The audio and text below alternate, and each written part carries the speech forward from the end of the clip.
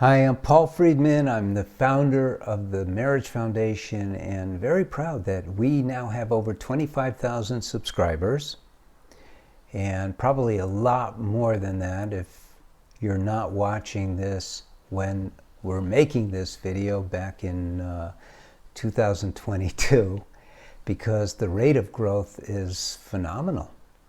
And it's because our approach to marriage is so different, and it's really going to stand out in this video, which is entitled Dealing with a Sex Addict Spouse. And there's some of you who are going to write nasty comments. There's others of you who are going to tell your friends, don't listen to that guy, he doesn't know what he's talking about. But I'm going to tell you right now that I do know what I am talking about. And there are a lot more people starting to follow this way of thinking every day. And I'm telling you right off the bat that there's no such thing as sex addiction, because by definition, addiction refers to a chemical dependency. It doesn't refer to a deep-seated habit. And when you're talking about sex, quote-unquote, addiction, you should be saying sex deep-seated habit. And let's talk about that from that point of view. Because if you have an addiction that is tied to a substance, I can't help you. Because that substance is holding on to your mind. It's destroying brain cells every time you use it. And you're like a person who jumped out of a plane, or your spouse is, and they don't have on a parachute. And they're just coming closer and closer to the ground. Eventually they'll hit.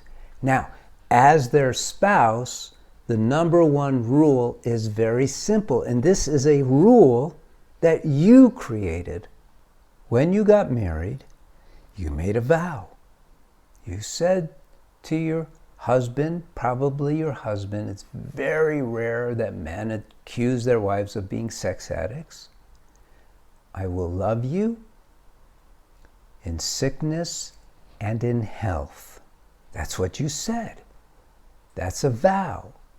You didn't say, unless you become so into sex that I decide you've gone too far, or unless you get hit by a car and your body is mangled and I have to take care of you. You didn't say those things. You met your soulmate and you committed to love them for the rest of your life. You didn't know what the future would bring. In many cases, you didn't know the baggage that they were carrying coming into your marriage. In fact, in most cases, unless you're living together, most people don't really know the person they're marrying. But you made that promise. Stand by that promise. Because the greatest gift in marriage, the greatest of all benefits, is love. Happiness, obviously, is a tremendous benefit of marriage when you're running it properly. But the love part, you have total control over. Because love is achieved by giving. Doesn't mean it's a reciprocation and now you're going to get it back. It is the act of love that produces that feeling within us that we crave. Isn't that interesting? And it's because you're a soul. You're a soul and you have a mind. And the mind is constantly being pinged by your body's trillions of cells, each one of which is driven by the drive to survive and telling your mind, watch out, watch out. And so using your free choice, your body is taking away your free choice and creating these filters that don't even allow love in. but you can always produce love. It's very difficult to experience love that is coming from someone else. Now, you experience those things that demonstrate their love, their smiles, their kindness, their support, their loving attitude, how they treat you, but you don't feel the love. Now, how do you feel the love from them? Interestingly, one of the best ways is through sex.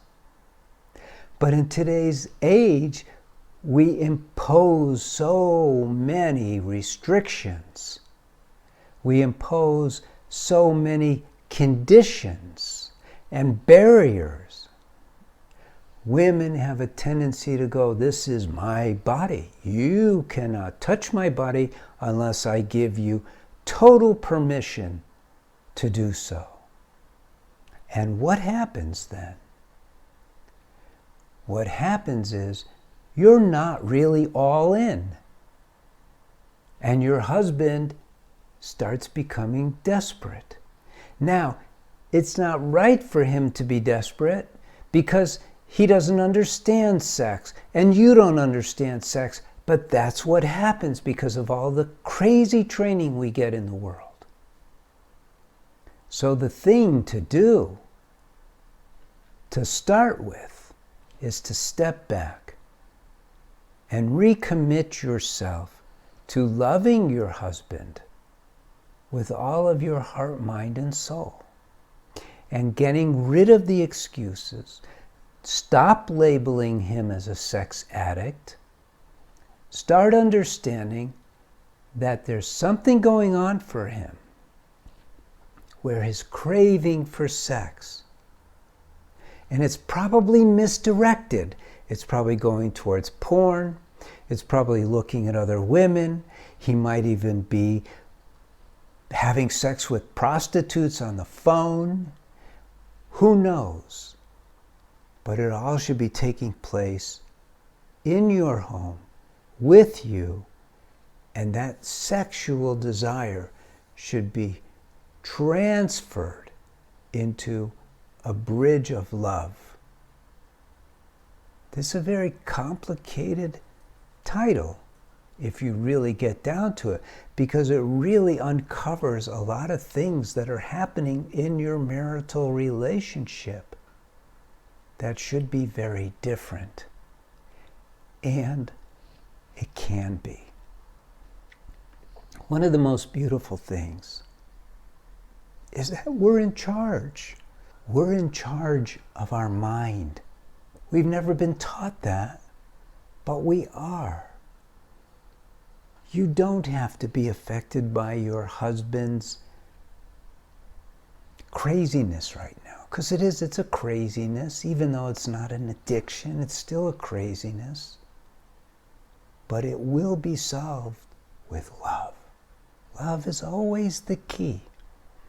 Always. The secret sauce in marriage is love. Okay. You could write into our counselors too. It's a free service. But chances are you're at the point where you really could use not just one of my books, but the course for women, which will guide you out of these holes you've dug yourselves into. And a counselor will respond lovingly. And if you want to be a TMF counselor, I'm starting to prepare a course for training people because we need counselors. We're growing very quickly. And we will be pre-selling it soon. And if you let us know, just write into, in this case, write into our customer service. We'll let you know when it's ready for pre-sale. In the meantime, I'm Paul Friedman. Like this video. If you're offended, leave a nasty comment if you want to. It's okay. And God bless you. Thank you for spending time with me. We're here for you. That's why we're here, for you. So thank you. God bless you and take care.